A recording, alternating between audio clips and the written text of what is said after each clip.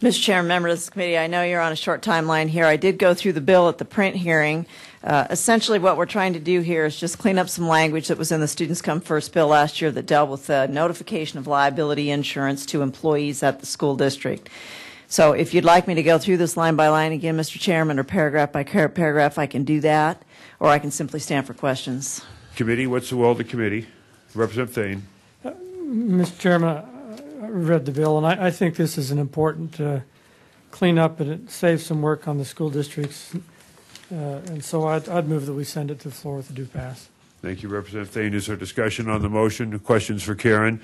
There are a couple people that have signed up to testify. I'd like to give them that opportunity for sure, so we'll hold the motion pending testimony. Thank you. Thanks, Karen. We have 6. Brianna LeClaire, you wish to testify on this one? No. Cindy, did you wish to testify, or you just submitted written testimony, but do you want to testify? Okay. Please. And Cindy, am I missing you? Did you sign up here to testify? I did. You did?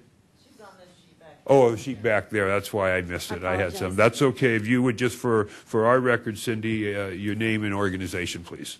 Hi. Good morning, Mr. Chairman and members of the committee. I'm Cindy Omlin. I'm the director of Northwest Professional Educators. We're a non-union organization formed to give teachers options in the Northwest. We're a state partner of the Association of American Educators.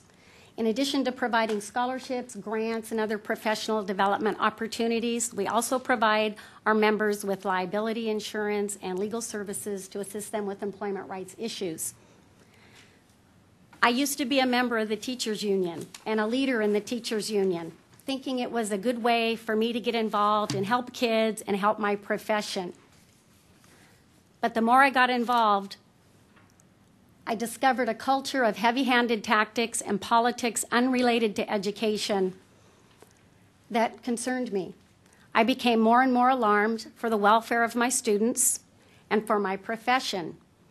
So I got involved. I spoke out in union meetings. I wrote to my union journal and was published. I went to my union leadership academy. But eventually I came to the sorry conclusion that I was an abject failure in trying to reform my professional organization from within. But my hope didn't die. When I learned of the independent, non-union educator movement and its mission to restore teacher professionalism. Mr. Chair, I'm wondering about the pertinence of this testimony right now with this bill. Is it pertinent? I believe Representative Chu, I think it is, and so I'll allow Cindy to continue. When I learned of the independent, non-union educator movement and its mission to restore teacher professionalism focused on students, I eagerly joined and helped found Northwest Professional Educators. We focus on advancing the profession through teacher advocacy, professional development, as well as promoting excellence in education so that our members receive the respect, recognition, and reward that they deserve. Currently, teachers' free speech and freedom of association are violated because of toxic relationships between administrators and many union leaders. Many administrators and school board members are afraid of incurring union wrath by allowing our association access to inform staff that they have options where they can get liability insurance and legal services. Because of administrators' fear or for other reasons, Idaho educators are being kept in the dark about their options, or they're receiving false and misleading information about our organization from union representatives. And you can find many examples of the unfair treatment that administrators, our members, and our association have received in this written testimony if you just look at the bullet points. And I'd be happy to talk about those more later if you're interested.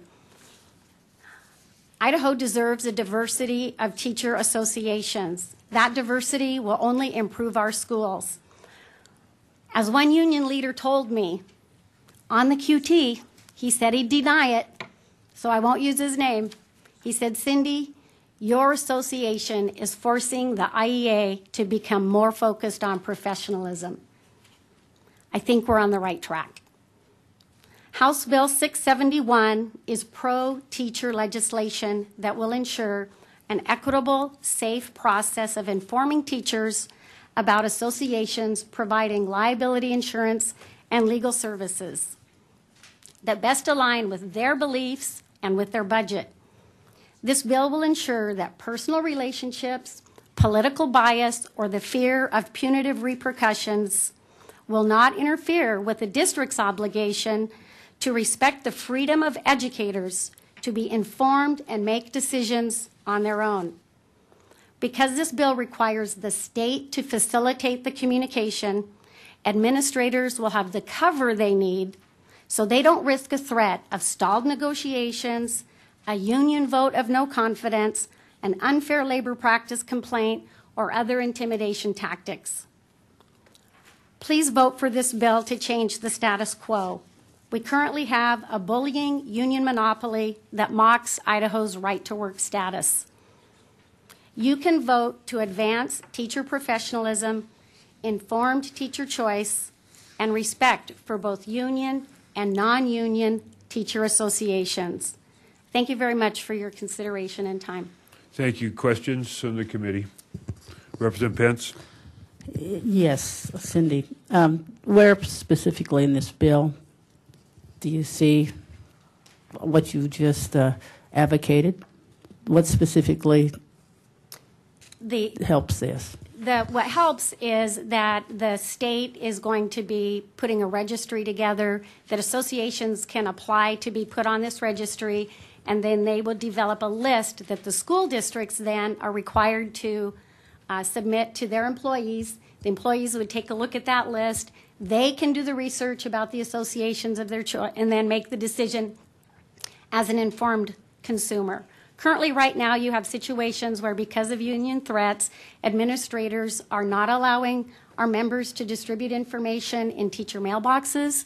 They're not being allowed to put information on school bulletin boards. Their freedom of speech is completely shut down because the union is threatening school districts. We've had cases where, in fact, in Representative Thane's district at the Emmett School District, we were invited to participate in a school district benefit fair, and like other organizations, just inform teachers of what is available to them. They make their own mind up. The union threatened the superintendent at that event, and we were forced to tear down our table, pack up our materials, walk by the union table on the way out because the superintendent didn't want the hassle of a legal threat on her back. So it's a big problem. Representative Pence? Follow up. I've never experienced that. I'm sorry that you had that. I think in most places that doesn't happen. Representative Chu? Chair. Cindy, could you help me identify what union you refer to and what your definition of a union is? The union is the National Education Association, and its affiliates in every state and the locals that affiliate with the National Education Association.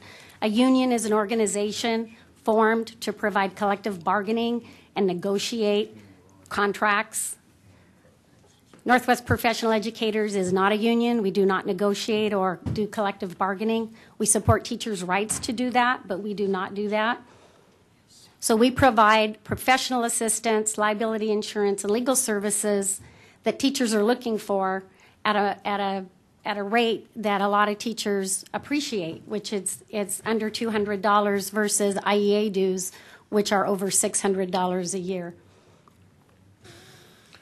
Committee, we have been asked to shut down the committee and head upstairs. There's a bill that there's a number of people in the gallery waiting to see, so we will pick this back up tomorrow morning. We'll meet at 8:30. So until then, the committee will stand adjourned. Thank you.